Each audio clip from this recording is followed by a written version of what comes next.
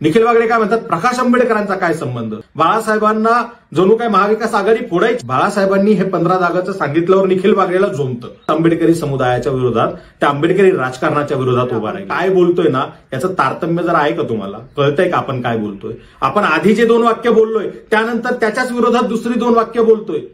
तुमच्या व्हिडिओच्या फर्स्ट हाफमध्ये तुम्ही बाळासाहेबांना बदनाम करता, वंचित बहुजन आघाडीच्या माथ्यावर खापर फोडतात, बाळासाहेबांना जणू काय महाविकास आघाडी फोडायची अशा पद्धतीनं तुम्ही सगळं ते पोर्ट्रे करता आणि नंतर महाविकास आघाडीच्या नेत्यांना तुम्हीच सुनवायला लागता. बरं काय सुनावता, जे ऑलरेडी बाळासाहेब म्हणतायत की महाविकास आघाडीचे नेते 2.5 वर्ष एकत्र आहेत, तुम्ही 48 जागा वाटून घेऊ शकला नाही.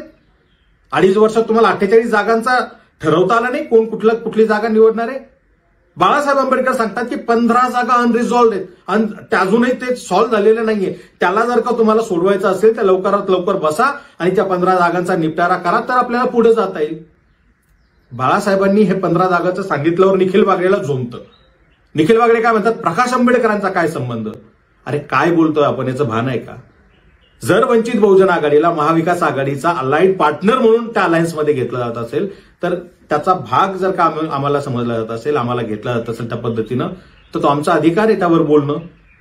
पण काय आहे ना, ती जी एक मानसिकता असते, एक जातीय अहंगंड असतो, एक माज असतो की आम्ही काहीतरी ग्रेट आहोत, आम्ही काहीतरी मोठे आहोत, मग आम्ही सांगू तेच झालं पाहिजे. बाकीच्यांनी वरमान करून आम्हाला सांगायचं नाही काय करायचं, तुम्ही नाही ठरवायचं, आम्ही ठरवू ते होईल. ही जी काही मानसिकता आहे ना, वर्चस्ववादी मानसिकता, त्या मानसिकतेतून ही टीका येते की वंचित बहुजन आघाडी हा वंचित शोषित पीडितांचा पक्ष, हा आमच्या तोडीस तोड राजकारण करतो, हा आमच्यासारखे राजकीय डावपेच आखतो, हा आमच्या राजकारणाला बळी पडत नाही.